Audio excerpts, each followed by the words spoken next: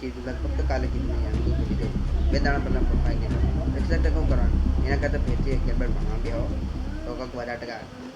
શું કહો? ફેરથી કોણ ભણવા બેહો ભાઈ? રિઝલ્ટ આવી ગયું, પાસ થઈ જાવ, એડમિશન જ ના મળે. હેલો ગાઈસ, કેમ છો? ફરી એકવાર તમારું સ્વાગત છે મારા નવા વ્લોગમાં. તો હાલ વ્લોગ મારે જે પહેલાં મેં નાખ્યો હતો, આજે વ્લોગ નાખ્યો એ પરમ દિવસે ચમકે અમે એક દાડો વ્લોગ નાખ્યો રહી ગયો ચમકે મારે નહીં ઇન્ટરનેટ ઇસ્યુ હ એટલે હું વાઈફાઈથી અપલોડ કરા ભલે 0 વ્યૂ આવે, 1 વ્યૂ આવે, 2 વ્યૂ પણ ફરક નહીં પડતો. ચમકે મારે તો વ્લોગ બનાવવાની મજા આવે. જે હોય મારે રિયલ લાઈફ તમને બતાવું કે હું ઘરમાં શું કરું હું એ બધું મેં તમને બતાવું. એટલે મારે કંઈ ફરક નહીં પડતો વ્યૂ આવી નહીં આવતા, કેમકે મારે તો બનાવો મને તો મજા આવે બનાવવાની એટલે હું બનાવું. તો હાલ મારો બ્લોગ ચાલુ થાય હા કેરીથી, કેમકે દાદાને કેરી હાલવાની હા કેરી સમારેલી છે, કેરી હાલવાની હવે ખાવી એમ બાબા તમે હારી જાઓ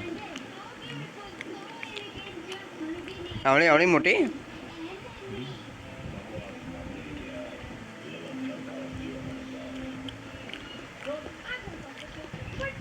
સૂત્રાવાળી નહીં હા મૂકી હમ મૂકી હમ હમ હમ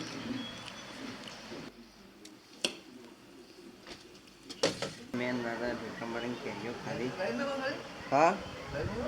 કરે યાર કરી લીધો હા મેન દાદાએ હાલ કેરીઓ ખાધી હાપુસ ઉનાળામાં તો છાશ કેરી ઠંડુ પાણી શરબત ઓઆરએસ એ બધું જ પીવું હા કેમ કે અત્યારે આવી ગરમીમાં જંક ફૂડ ના ખાય સમોસા જલેબી એ બધું ના ખાય નકા પછી તળિયા ઝાટક ગરમી પડે એસી બેસી એટલે અત્યારે લોકો એસીમાં એ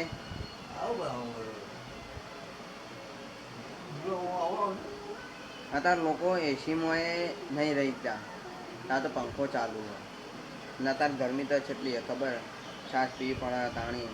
અને ઉનાળામાં તો કમ્પલસરી તમે ખાવા બે તો તાણી છાશ પીવી અને ઘરથી બહાર નીકળો તાણ ઓઆરએસ પીને નીકળવાની મજા આવી જાય. કેમ કે અત્યારે ગરમીમાં ના દારા સારું ગરમીમાં છાશ પીવી ના પડે નકર ઓઆરએસ સંગાત રાખવું પડે નકર ગરમી તો કેટલી લૂ લાગે એવી ગરમી હા એટલે લૂ લાગે ને તો ઓઆરએસ પી લેવું કેમ રાખવાનું જો પાણી મળે ઓઆરએસ પી લેવાનું એવું જ કેમ કે હવે ગરમી બહાર ના નીકળાય ને બહાર નીકળો તો ઓઆરએસ ગીજામાં રાખવાનું જો પાણી મળે પી લેવાનું સાચી વાત છાશ પી લેવાની બપોરે એટલે સારું રહે પણ ગરમીમાં હા આપણે હેડો ચા કોકવાર પી લીધું પણ ગરમીમાં ઓઆરએસ ને છાશ તો રાખવી શરબત લીંબુ પાણી સૌથી બેસ્ટ છે ભાઈ એકદમ ખર્ચાવાળું એ નહીં અને સસ્તું એકદમ લીંબુ તો મળી રહે બોડી હોય કાં એટલે એકદમ સસ્તું સરળ. બીજું તો હું કહું છું કે હાલ તો હું ઘેર બેઠો મારા જે આગળ પ્લાન કરવાનો બાકી હોય હા પ્લાનથી યાદ આવી કે મારે જાન બારમાં રિઝલ્ટ આવ્યું પાણી પછી થોડા દાડા પછી મને કાલે જ કીધું હતું પપ્પાએ એટલે 61% શું કરવાનું 61% નોકરીઓ મળશે એમને કીધું કે ભેટી 11 બાર ભણવા બે જાય એટલે બસ સર્ટી આવી ગયો એટલે પણ ઓનલાઈન તો રિઝલ્ટ આવી ગયો ખબર કે 12માં 61% આવે એટલે પણ મારા 61% આવ્યા બારમાં બરાબર એક્સ સ્ટુડન્ટ તરીકે મેં 12માની પરીક્ષા આપી પહેલાં કહેતા હતા કે 11 બાર કરી લે 11 બાર ભણી લે તો આગળ કોઈ કોલેજ કે આગળ કંઈક કરવા થાય બરાબર પછી મેં 12મું પાસ કરી લીધું 12મું પાસ કર્યા પછી 12મું પાસ કરે ને એના પછી લાગતું કે 12મું પાસ કરશે કે નહીં કરે મેં 12મું પાસ કરી દીધું એમને મારે જાણે રિઝલ્ટ આપવાનું હતું તાણીને ખબર નથી કે મારા જ રિઝલ્ટ લગભગ તો ખબર હતી મને ખબર નહીં પણ લગભગ તો એમને ખબર હતી કે મારે રિઝલ્ટ આપવાનું પણ તાણી મેં એમને રિઝલ્ટ આવ્યું પછી આજે દાદાએ કીધું કે મને 61% આવ્યા એમને કીધું 61% શું કરવાનું એટલે તાણે કીધું 61% શું કરવાના બધા 55 58 પછી મેં સમજાય કોમસેન જેમસેન પછી 2-4 દાડા પછી હમણાં ખાસા 10 દાડા તો થવા આવ્યા છીએ રિઝલ્ટ ડિક્લેર થયા 4 તારીખે રિઝલ્ટ 4 મે 2026ના રોજ 12માનું જીએસબીનું આર્ટ્સ સાયન્સનું કોમર્સનું રિઝલ્ટ આવ્યું બરાબર અને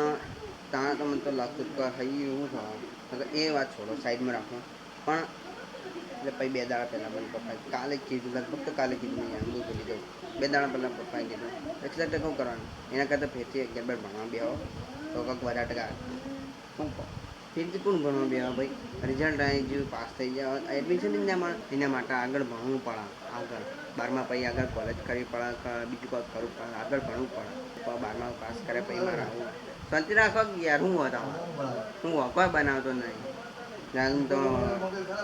ના થાય ખરાબ, ના થાય, ના થાય, ના થાય,